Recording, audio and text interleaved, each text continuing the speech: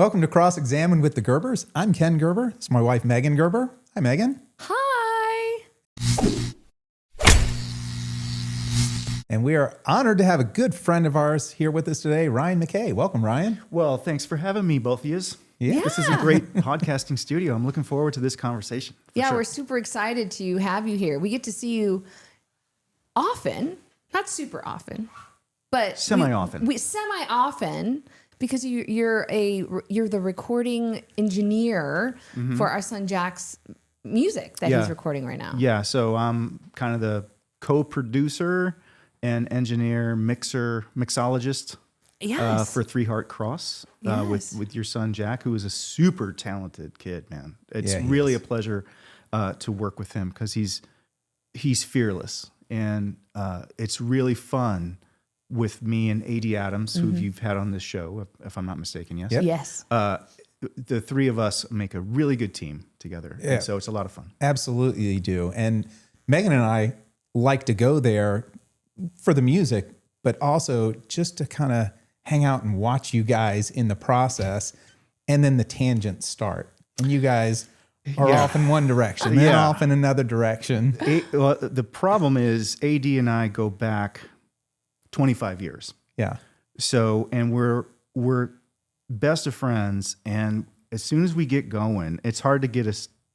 It's like if we were in a classroom in fourth grade together, we would have been separated by the teacher. Like, we can't have that Adams boy and that McKay boy sit next to each other because we just get going and we start talking about music or pop culture. It doesn't matter. We'll just go off and then we're cracking each other up. Oh, you guys are hilarious. This weekend I took a picture of AD and you're like, he looks like a porpoise. That was so funny. And I think I was laughing about it for the last week.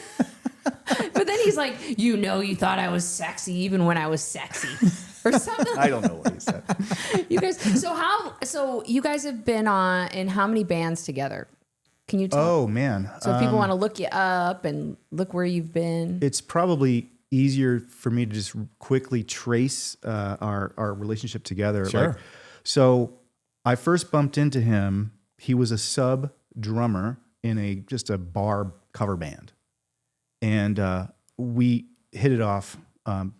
First of all, he's an amazing drummer. Yeah, so let's get that out of the way. He's an accomplished musician, one of the best drummers I've ever worked with, maybe the best. Wow.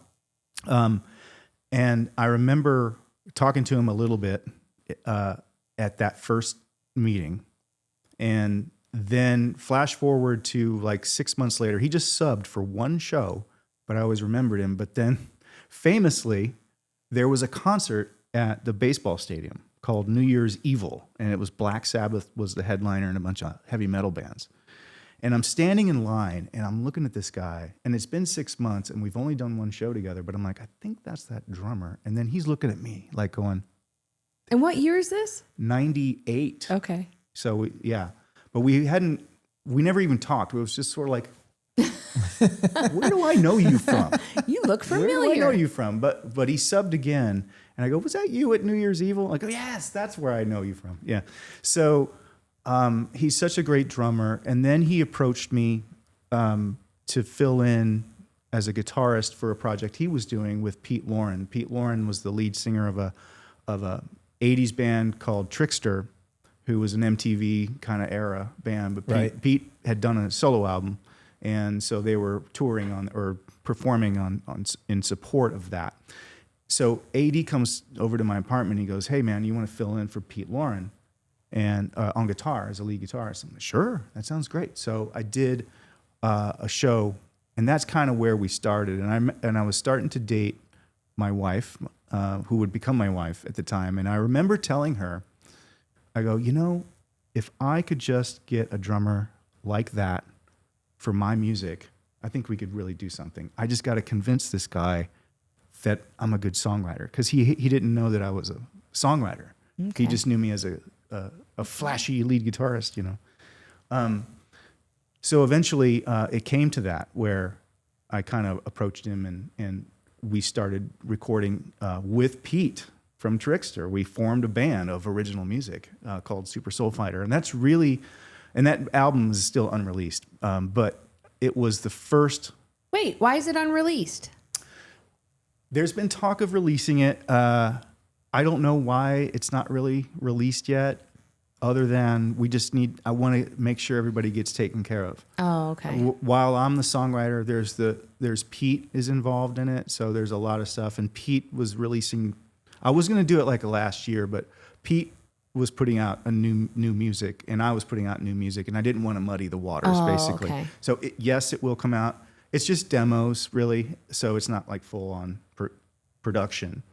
But so that band kind of fizzled after a while, and then I got more involved in my personal life with my wife, and I don't want to write songs right now. I'm just happy being married. We just got married, and I just wanted a break anyway. And I should backtrack. The Super Soul Fighter thing was because of my previous band. We had a connection with Elektra Records. We were really close to getting a record deal with my previous band, and I was wanting to use those connections to pitch Elektra Records on my solo stuff. Completely rejected me. Oh no! And has somebody that's doing that maybe for the first time? How do you overcome something like that? If there's somebody else that's trying to do that as a musician out there, how do they handle that rejection? Well, for me, it was like, okay, whatever. At least I tried. And I thought it's a tough business because you have like. You put your heart and soul into something, and then you send it off. And I literally talked to the guy on the phone. He's like, "Yeah, I don't really hear anything." Just that blunt. Just blunt. Wow. And that's it's like, so oh, hard. okay. Well, I mean, Ryan, you got to understand, we have to have a real bona fide hit single here, and I don't hear one. And I said, okay. And that was it. Click, and the show's over. So what do you do from that? Well, I'm not going to quit. I'm going to go back and we're going to continue to write. So I wrote a bunch more songs. The band, we did a couple of gigs, but, again, I left the group to kind of just, so a lot of that, me taking that year off was sort of like licking my wounds. Yeah, I was just going to say, like, from that. wounds, It's like, let me yeah. just kind of reconfigure the idea here. Did you ever go to another record label after that? I didn't have any contacts. This was a really good contact. Oh, this guy it. had signed a lot of bands and was pretty well known in the industry. But so once that contact was gone, it's like, well, I just want to take a break. I see. Let's not think of it like that. Let's think of it like, ultimately what happened was, I'm going to think of it like, I'm just going to do what I want to do. And that was that project and that call marked the end of me trying to write for someone else. Oh. I'm writing now for me. Mm-hmm. Okay, that makes sense. Yeah. And so that was kind of like that door slammed and I went, okay, cool. Yeah. Now I'm free. It's showing me what I'm supposed to be doing. Yeah. Right. Yeah. So I think that was a good learning experience, but it was me. Yes. Okay. Now I'm not going to worry about what other people think. Yeah. I'm just going to do what I do. And that's when I became more successful. When you do stuff from the heart that you want to do, it's real. Yeah, they say if you love what you do, you never work a day in your life. And if Right. you're doing something for somebody else and they're telling you what, for me, I do resin art. And that's a type of art, but it's not this. Mm-hmm. It's not music. But if somebody were to come in here, and obviously if I'm doing a picture for someone, that's different. Mm-hmm. But if somebody's like, oh, I want to put this and that, and I think it's just so gaudy, it doesn't give me that free spirit of making it beautiful that I'm thinking about. So I can imagine signing with a record label. It's the same thing where they're like, I want you to do this, this, this, and this. Yeah. And then you kind of lose that fire for it, I suppose. That's a really good point. Really good point. Because had that phone call gone the other way, I would then probably been miserable being told what to do. And that's not how my artistic side works. I don't want to be told anything like you with your resin art. Like it's like, I don't want anyone saying what I should do. I know what I'm doing. I have a purpose and I need to see it through. I mean, I am open to criticism or open to changes, but what I really want is autonomy. Let me get my vision down. And if it doesn't work, it doesn't work. And I'm cool with that.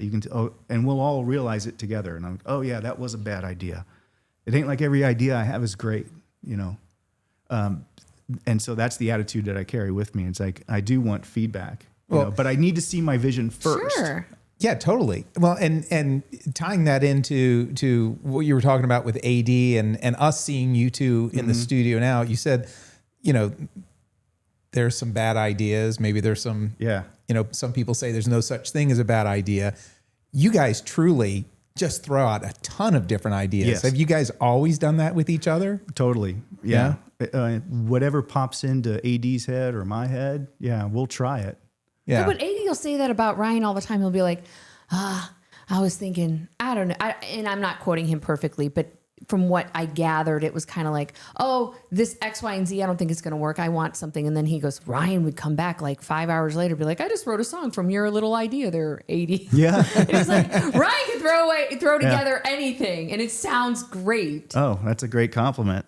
Yeah. I mean, I've been a songwriter before I even knew how to play guitar. Like, so when I start as a kid, I took lessons that were awful. Like, oh no, I'm 12 years of age and I got an acoustic guitar and we go to Spurrier's Music in Quincy. I'm from Quincy, Illinois, which is in central Illinois by Mississippi River. I considered it Southern Illinois, but that's okay. Oh, well, you're Chicago. Oh, that's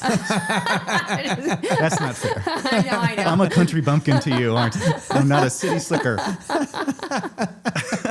I know. I'm like right off the fall off a turnip truck, right? It's so funny. If you're south of Chicago, it's like, oh, you live in Southern Illinois. No, I don't. Yeah. What? Central.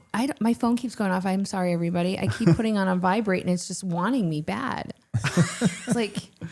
So my first guitar lesson experience was dreadful because there was this teacher, Patty, and she was pregnant and she was kicking back in her chair, smoking ashtray. Ashtray. Do you believe in We're Gen pregnancy Xers, and right? smoking? Yeah. No. Me and you? Yeah. We're Gen Xers. So this is 1980 something. We were not even wearing seatbelts at that point. Oh, seatbelts. Forget it. I know the seatbelt was your parent going like this before you fell over. We were in the back of, I rode in the back of a pickup truck, my grandfather's pickup truck. Oh, yeah. Kidding me? Yeah. They still do that, and I think it's crazy. So my lessons ended after a few months. I didn't care for that, and I wanted to quit. And I remember my friend Chris, he told me, you know, that following year, he's like, I'm taking guitar lessons. I'm like, good luck. Because you're in Little Quincy, there's probably not a lot of people, There's right? only 2 places. I went to the wrong one. Because I go, Chris, what are you doing? He's like, well, I just learned Back in Black from AC/DC. And I was like, wait, what? Right? What? Now That's a thing? he's got your attention. And now I'm going back to my mom, you know, please, Mom, you know, for Christmas, can you get me some guitar lessons with Daryl at Quincy School? And how much were they per hour back then? In Oh, the 80s? $5. $5. Yeah. I feel like, well, back in my day. Back in my day when hamburgers at McDonald's were 25 cents. I was just, I've done a lot of guitar teaching and recently I picked up a side gig as a sub. And the guitar lessons are like $32.50 now or something like that. I'm like, man. Per hour? Half hour. Oh. I don't know. Crazy. But, so anyway, so I got the lessons from Daryl and then I never looked back and I can't remember how that conversation started, but. We were talking about that you were from Quincy. You were saying that you started writing music before you even. Yeah. So in that interim, so I couldn't play because of Patty with the cigarettes and the belly. Right. So I had a guitar and I would just kind of. How did you know what you were doing? I just started doing that. Yeah. Right? So I couldn't play any chords. Okay. I was just muting the strings off and on and have a rhythm. And so then my little brother, Eric, what grade was he in? 4th, 3rd? He got a saxophone. He started the school band, so he had an alto saxophone. And so I'm like, Eric, let's jam. So, which has got to be the worst sounding thing that ever came out of the basement on 2408 Sterling in Quincy, Illinois. But that was kind of fun. It kind of got me back into it. And it was around that time where I talked to Chris and Chris told me about the other teacher.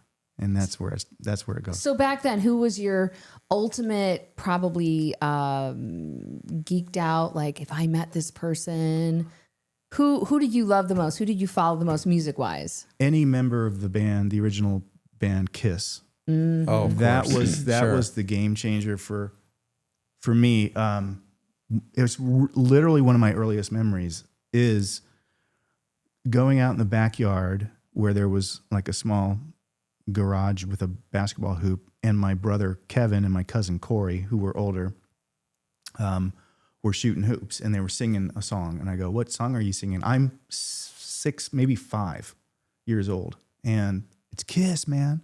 We're singing a Kiss song, Strutter. And I go, "Oh, cool." And so they finished their game, and we went down to the basement, and Corey had brought over the very first Kiss album. And he played Strutter, and he's like, "Kiss," and he hands me this album, and I'm like, as a 5-year-old, 6-year-old, I'm like, what is happening? Right. What is this? And I was a music fan. My mom's records were like Donna Summer, Barry Manilow, Saturday Night Fever, Barbra soundtrack. Streisand. Barbara was in there. Kenny Rogers was in there. That's my mom's play. That was my mom too. Yeah. So I listened to that music a lot, but now here comes this new thing, and it's basically the first like hard rock I'd ever heard, and plus these guys look like clowns. Right. So I'm like, this is something. And so Kiss, I guess it was 1978. And so Kevin, my older brother, he got, for his birthday in July of 78, he got Kiss Destroyer and Billy Joel's 52nd Street. So, and then Queen, News of the World with We Will Rock You. Oh. And We Are the Champions and stuff. Those were the records. And the Destroyer, Kiss Destroyer album, and that News of the World album terrified me. They're spooky, crazy looking covers. And I would like, a big wheel, like you'd ride I would ride the big wheel around our little house. We did have sort of like a roundabout where you can go through, and I would ride my big wheel like The Shining. And I'd come across, Kevin would just leave. Red rum. Kevin would leave either that frickin' robot on the cover of that Queen album or Destroyer, and I'd come around that corner and go, I'm spooked. You probably pull the little handbrake on your and do a 180 and go back the other way. Yeah. On the big wheel. So, but it's there's something about that where it scares you, but it also intrigues you. Like you're so drawn to it, and so that would be Kiss for sure. Was like so important because it becomes like this thing where I finally heard, like, down the road I get a little older and I'm still getting the newer Kiss albums. But when my friend let me borrow his dad's copy of Kiss Alive, and I heard that for the first time, that's when everything changes. Like that, I'm 9, and then I'm like, okay, I'm doing that for a living. Mm-hmm. I'm doing that for a living. There was something about the atmosphere of that live album that was so, hit me like a freight train. Like, it's like, I'm doing that. Like, I'm not going to be a doctor. I'm not going to be a baseball player. I'm going to be a rock star, and that was the purpose. That was the, like, single vision. Like, I'm going to freaking play guitar. That's and I'm so going to be, awesome. that's what I'm going to do.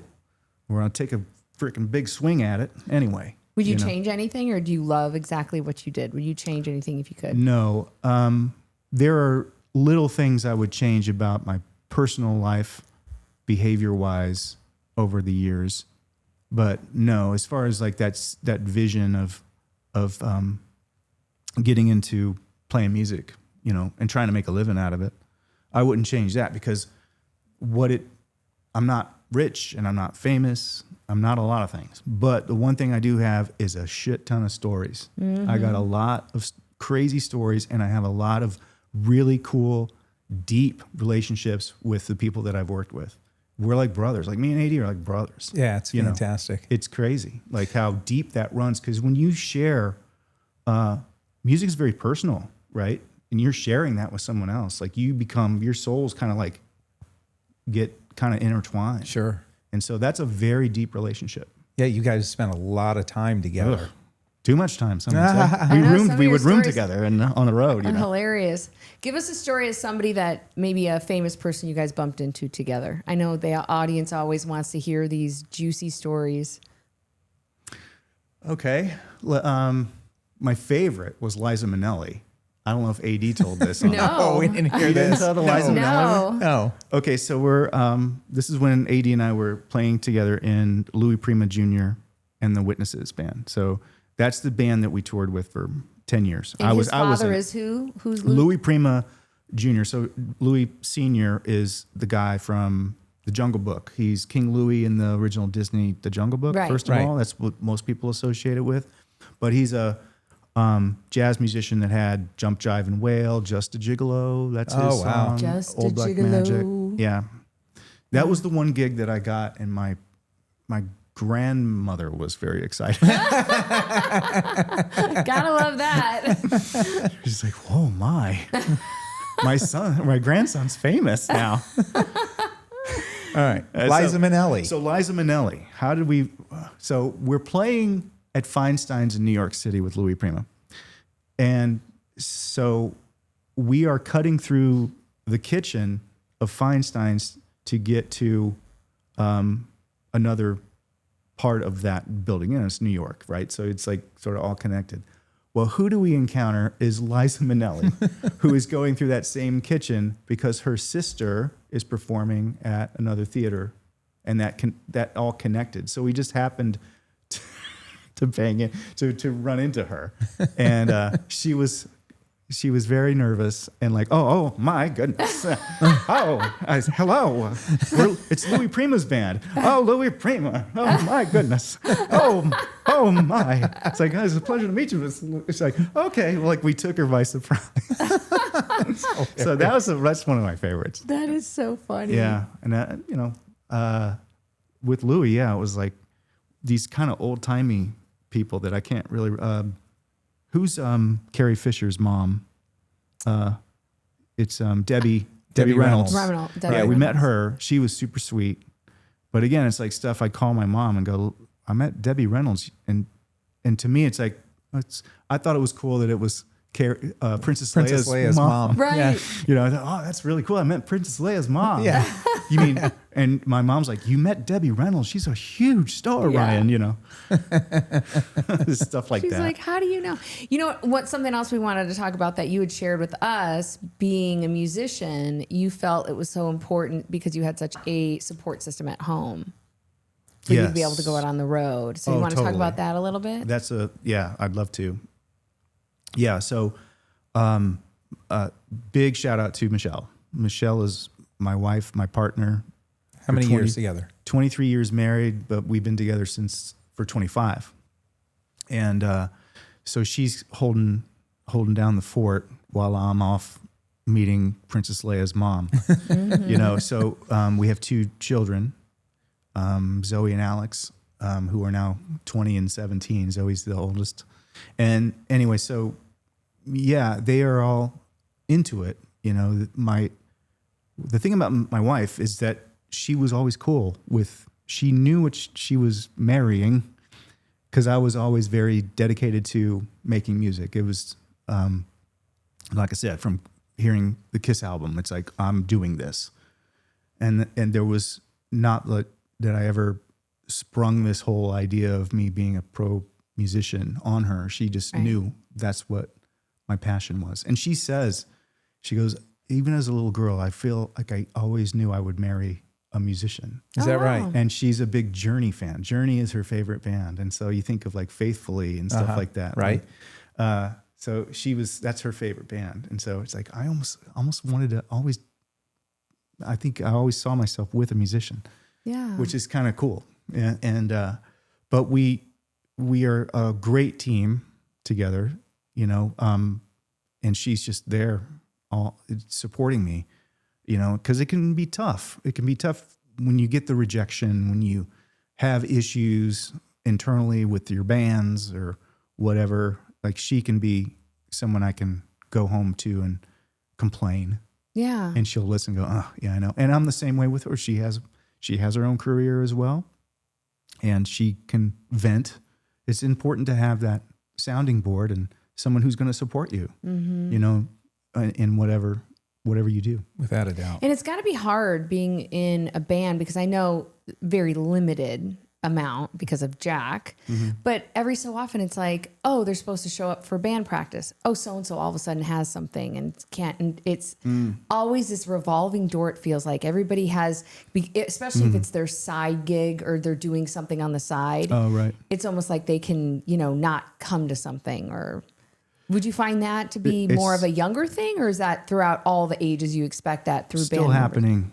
It's still happening with people my age now. I mean, it's life. Life just kind of takes over. With my rock band, Atomic Kings, it's like that, where it's like 4 guys now, all doing several different things, and to get us all together in a room is a challenge. And you know, we're working on a new record, and I always say, Atomic Kings, that band moves like a glacier because we can't all get in the same room together. It seems to be a very big challenge, and it's frustrating. And so again, like, you go home and it's like, I can tell Michelle, like, here's what's going on. She's like, oh, I'm sorry. Yeah, I get it. You know, well, how was your day?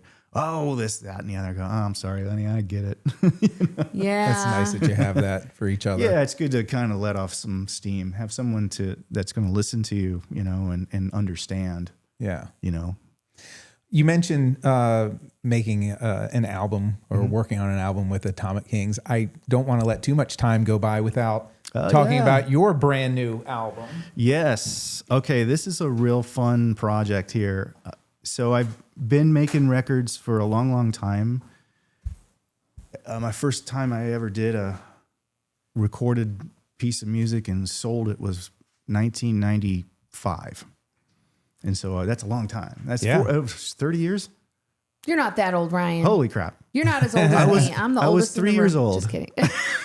No.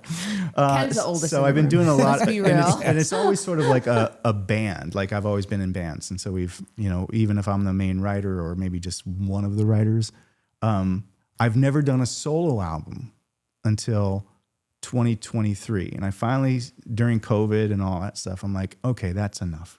I'm going to make a Ryan McKay solo album. And then it's like, oh crap, what does that sound like? I don't even know what that is. I've been in lots of different genres. And so, and then the main thing is I wanted to make a vinyl record, which Ken has in his hand here. This is the newest one. I've done 3 now. This is the brand new one. This is so cool. I have to pull this out because yes. I love this so much. This is Zigzag. Yeah. On cobalt blue vinyl. And the fun part is, by the time I got around to finally making a solo album, I have a very talented family in my house that will help me make it happen. And so this is the artwork is done by my daughter Zoe, who is obviously, as you can see, is Very a talented. brilliant artist. Yeah. And that's you, right? well, we call the character Brian instead of Ryan. But it's hard to say that that's not based a little bit on her dad. But she's a super talented artist. And it also, so when it comes time to actually get these records pressed up, there needs to be PDF files and art this and CMYK that. All of that, I have no idea what to do. Aaron might know something about that over there, but I do not. Right. So I have enlisted my son, who's 17, Alex, and he does all that for me. I go, Alex, here's what they want. Can you make that happen? And he goes, all right. And he's a really talented YouTuber is what he's into. And he's going to go to college for film. So he's just a real nut for all things visual. So it's perfect. So we've got Zoe's art, Alex lays it all out, and then my wife sings background vocals and helps me with my social media. So the whole thing is like very in-house. And so That's fantastic. Does he have a YouTube channel? You'd like to give him a shout out so people can go look at it? Sure. It's okay. Al's Eggs, ALSEGGS, Al's Eggs. And what does he have on there? What's his content? He's a big gamer, so he does a lot of gaming videos and stuff like a lot of kids his age do. Yeah. But he does a really good job with that. He'll stream with his buddies and he'll play. That's the thing. Again, it's just like, Yeah, it's not our thing, but and it is then big. Zoe's artwork. She's got an Instagram. Oh, It's cool. Another weird one. It's Wriggly, WRIGGLY .worms. Wriggly worms. I know. I love it. Wiggly. They're very creative. And so is she in college or what is she? Yeah, she's going to college right now. Where is she going to? She's going to Glendale Community College right now. And then That's right down the street. It is, yeah. And then I think she's going to transfer to NAU, and Alex wants to go to NAU as well. And so he's in film, she's in art, or what does she plan on doing? She's in art. Yeah, Is she going to be a teacher or? Not sure yet. It's a little early to tell. Yeah. We'll see what she wants to do. You know, it's the arts is an interesting career path to choose, and you got to hustle. So I always tell them, like, you got to learn how to hustle. You got to work. You got to work. Like, it's not just all fun and games. You're on the phones, you're calling, you're doing this, that, and the other. And they're Gen Z. What are they? What are the kids now that are 20? Is that Gen? What is not? We're Gen Z. Wait, are we Gen X? We're Gen X. And so what's They now? would be Gen Z, I think, because it's millennials, then Gen Z. Is that right? Yes. Yeah, because millennials are Gen Y, right?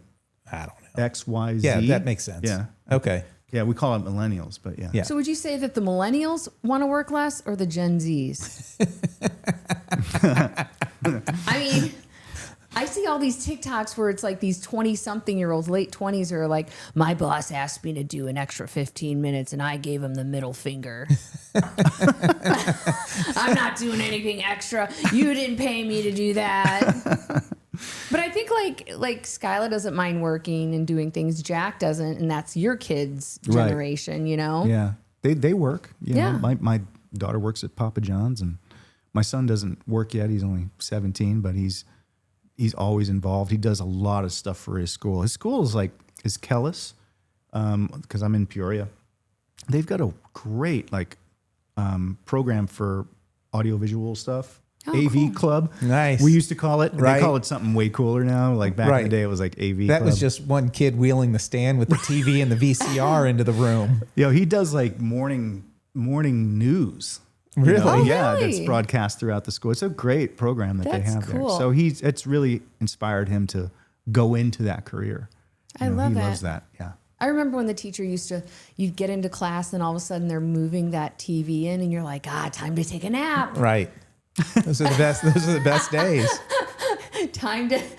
I graduated from high school in 1991. Okay. When did you graduate? 90. 90. Ken? 88. Oh, ancient. man. Oh, man. Well, we remember film strips. Yes. Like it was like there'd be a reel-to-reel kind of Totally. Yeah. That's Yeah, it. I remember that. I mean, I'm not as old as you guys, I but you guys are in a different generation. Here it comes. We're in a different Once we hit generation. The 91. Yes. Yes. 91. Come on now. I have a whole other number in front of my year of graduation. Yeah. I It makes remember him my a lot mom older. used to take out all the what are they called? Where it's the little Slides. slides. Yeah. How did they take pictures on slides? Was there a slide camera? How do you take slide pictures? They would develop like it on the There'd be a rotating thing, and you'd go. Yes. To yeah, the carousel. Carousel of a. What's the thing that ViewMaster, like the same kind of concept, right? The ViewMaster. Yeah. Where you'd get like a little strip, and it'd be like Mickey Mouse or Oh whatever. yes, totally. and then it would turn. Yeah. But so there isn't a slide camera; it'd just be a camera, and then No, they would develop the film. I think it was slide film, and it was just like a thicker film. And they would develop and put it in the little plastic frames. I don't know. we literally sound. You know what? We sound like Get the your kids. son on the phone, will you? We yeah, sound like Alex. the people No, that when that's you after say, his time. do you ever have one person on one side and one on another side, and it's like Gen Z, Gen X, make a phone call, and they're like, it's one person's like this, other person goes like this or something. Right. Because they're pretending like one is a cell phone, one is a regular phone. Like you pick up the phone and dial the number. Oh gosh, anyone under the age of 40 watching this is like, what? What are they talking about? Are you from the 1800s? Right. Remember calling weather? You'd call for Time and temperature. Yeah. Sure. Yeah. Sure. What number was that? 222. Hang on. There was Calling information 411. 411, right? Was What was information. 411 again? Information for what? I can't remember. I don't know, movie times and No! Movie time. You call the movie theater. No, there was a dedicated number that you would call for all the movie times. It wasn't Yeah. a movie theater. Yeah. 222 film or something like right. Man, I don't know. You're like, when is Back to the Future playing I remember at the Quincy Mall? I remember my childhood phone number. 532-3641. 222-8992. 324-4071. But yet, I can't remember what I ate yesterday. So Ryan, I couldn't tell you my son's phone number. Okay, so No. I I don't know my kids' numbers. No, those are gone now. I know have my a bigger, wife's- more important question for you. Okay. What is your favorite sandwich? My favorite sandwich? Uh-huh. A Reuben. A Reuben. Mm-hmm. I love sauerkraut. Me too.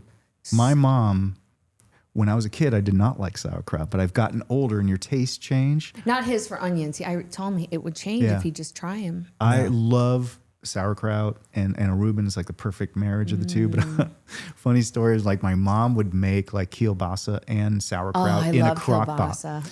But we were kids. And she would make that and we would run. Like, Mom, 'Cause it would please smell. don't. Mom, please, we can't eat this.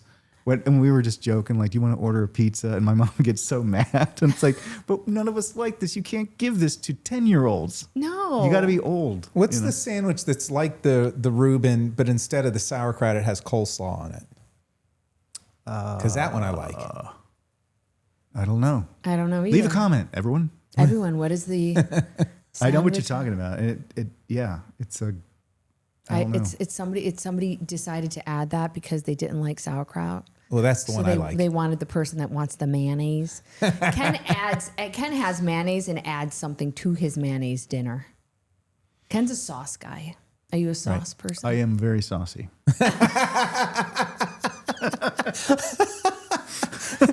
I am saucy. I'm very saucy. I'm very saucy. Can't you tell Yes. by my hair? I heard you took a picture of AD with no clothes on at a piano. That was unfortunate. AD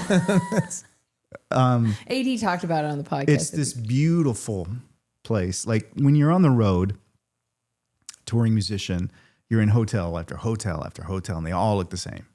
But every once in a while, you get like, hey, there's a band house. Now that could go both ways. But this band house was great.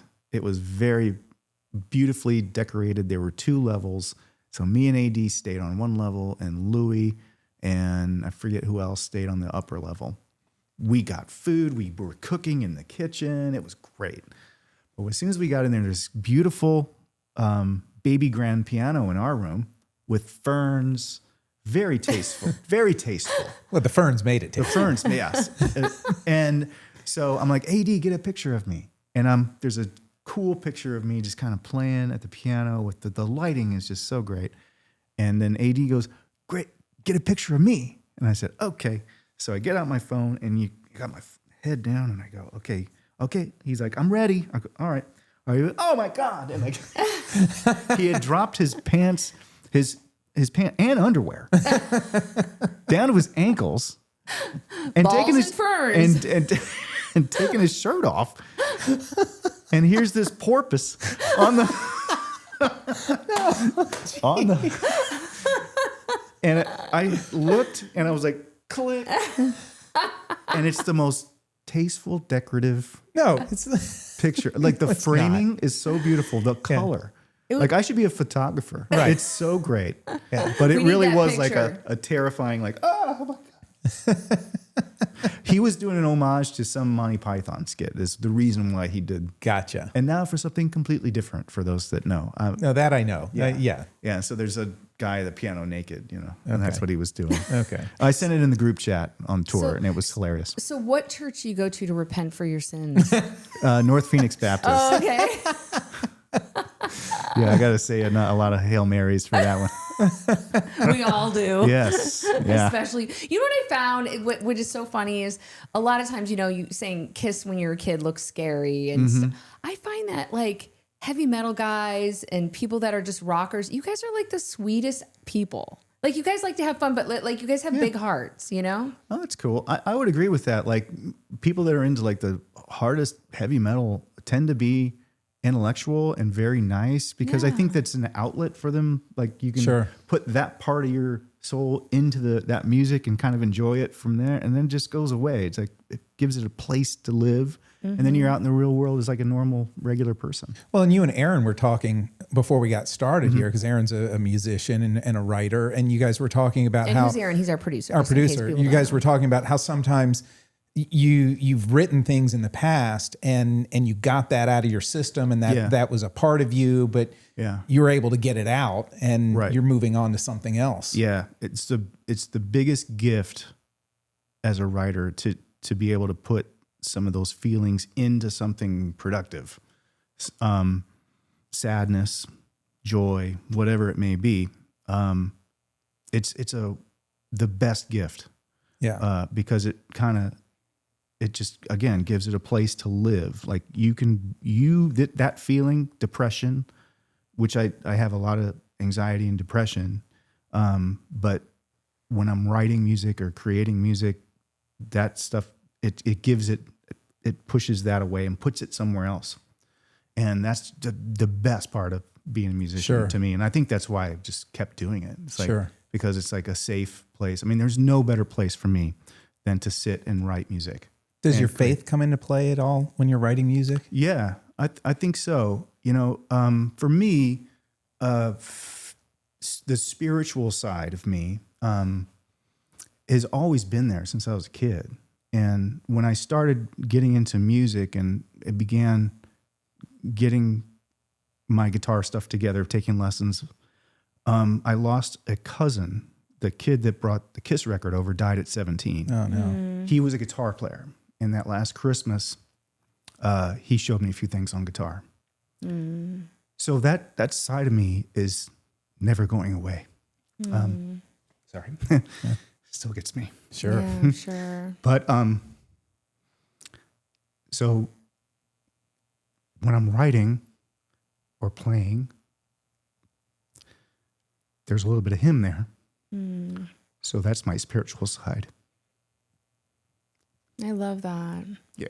Yeah. Yeah. And then I'm sure you're emotional because you just lost your dad recently too. Yeah. Do you think you'd ever write a song about your dad? Or have Yeah, you thought about that? Yeah, I could see myself doing that. I don't know what I would say yet because I'm still kind of working through that one. Yeah. You said he was a funny guy. Something. Oh yeah, He'd make all these we've great been jokes. laughing. A lot of that, like if I make you laugh, a lot of that's my dad, and the whole McKay family. My gosh, they're crazy. He was always quick with a joke, and it's the same old dad jokes, like hashtag dad joke. Yeah. Like I had the king, and I'm carrying on that tradition pretty well in my house. That's for sure, because I can. You have to. Yeah. Yeah, absolutely. You have to. Yeah, and even my kids can do dad jokes. But sometimes it hits you and you're like, I have a joke. Should I say it? Yes, I should. Say it. Yeah. I sometimes Ken says these jokes where it's just so deadpan, and I'm like, I just look at him. Yes. And I'm like, That's how you do it. I'm like, what? That's definitely how you do it. We started decorating for Christmas yesterday. I told Megan, we're going to name our wreath. You're going to Name our wreath. name a wreath. Franklin. I'm like, Franklin. He's like, Wreath Franklin. Aretha Franklin. Oh, Aretha Franklin. That is So stupid. but world it class. Popped into my head and I'm World like, class. should I say it? Yes, Yeah. I'm going to. So we're getting a little bit closer to wrapping things up. However, there's a few things I want to do. I want to make sure everybody knows where to find your record and how to thank you. purchase Yes. your record and find you. I am on social media, YouTube and stuff. It's at Ryan McKay Music. So if you just go at Ryan McKay Music, you will find all kinds of stuff, no matter if you're on Facebook, Instagram, or YouTube.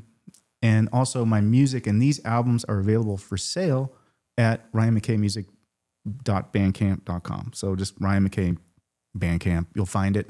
Definitely support, buy a record, because we just, the way this has worked for me is that I saved up a bunch of money and I made the first album and I made my money back, and I made the second album and I made my money back, and I made the third album, and so far, I'm only $700 away.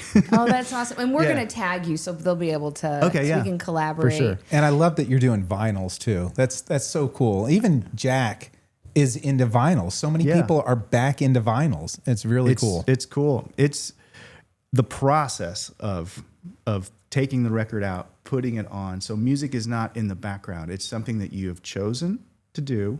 I want to play Zigzag from Ryan McKay today. Take the record out. Oh, that cool blue vinyl. And then you Yeah. put it on, and then you drop the needle and you sit and you listen to it, you know, or do the dishes, whatever. But you've made the commitment to it rather than letting a Spotify playlist dictate your Oh, I like it. mood. You know, it's the process of it. You It's got to like- fight back against AI whenever you can. And you putting the songs in order if you want them to listen to them. Yeah, it's all kind of paced the way. It's really good too. And you mentioned the Kiss influence. It's funny because I was actually thinking about that song when I was listening to it. I'm like, it sounds a little bit like Kiss. It's Kiss-like. Yeah, I got a wanted little to bit make of a that in rock there. album. This is definitely a rock album.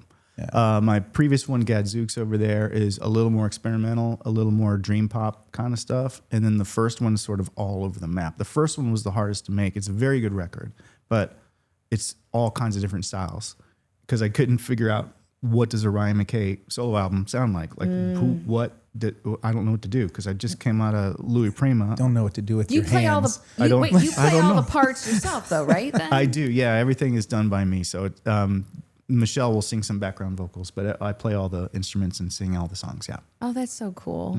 it's so fun to do. Is it? It's my You happy love- place being in Yeah. the studio. You know, it's Yeah. really just like time goes away. Next thing you know, it's like 8 hours. Like I've Yeah. been doing this for 8 hours. Do you prefer making the music or being behind the computer when other people are When doing Jack it? is doing it? Yeah. I like both. I mean, making the music obviously is more rewarding, but it's really fun working with Jack and AD. I think it's kind of cool because there's a little bit less pressure on me. Sure. I'm just kind of sitting back, being objective, Yeah. which is kind of nice because I'm anything but objective when I'm doing my own shit. It's very subjective, right? Yeah, So. sure. But it's great to sit back, and anytime I get a chance to get into recording software and poke around and try this and try that, that's a good day. That's a really good day. Yeah. You're really blessed with everything that your family and everything that you've gotten to do in your life. Thank you, God. Yeah, thank you, God. And so, ending this podcast, I think that we should give him the 20 question. We definitely need to He's transition earned it. Oh, into the man. cross-examination of Ryan McKay. Oh dear gosh. Oh no. What happens Jack now? has gotten to 10. Ken has only gotten to like 6. So yeah, so she's gonna ask you 20 questions. The goal is to hold on as long as possible. He's gonna crank up the heat. Mm-hmm. There's 8 settings, 9 settings? 9 settings. 9 settings. So the first 3 questions will be on level 1, second 3 questions will be on level 2, and then at that point, every other question goes up a level. All right. You guys. All right, so we're calling this the cross-examination of Ryan McKay. All right, sir. Ryan, you have 2. Hold on, I don't have the questions yet. Don't turn it on yet. Unfortunately. Don't shock him yet. Don't shock the poor man yet. I'm anxious to turn this thing on and see how he reacts. But With a capital B. Also capitalize the R's, but not so much the U.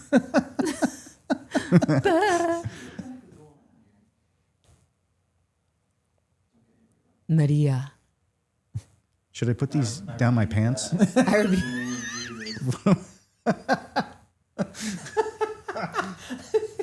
what did he say? Should I put? I put him down my pants. Oh yeah, that'd be fun. Okay, Wait a so minute. are we ready? So this is the cross-examination of Ryan McKay. Ryan, you've got 2 electrodes in your hands. Megan's do. got a list of 20 questions for you. Let's see how you do. And it goes up 1 every 2 questions.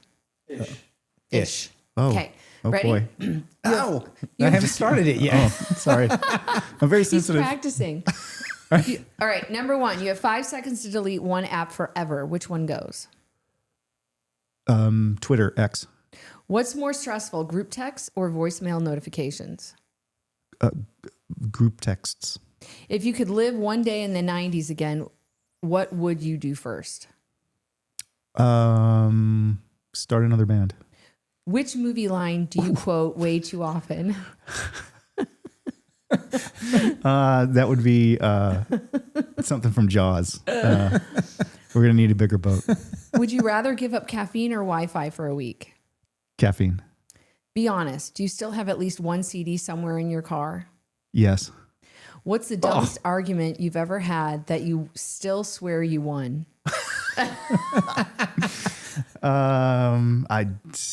It's probably between me and AD about some music stuff. I don't know.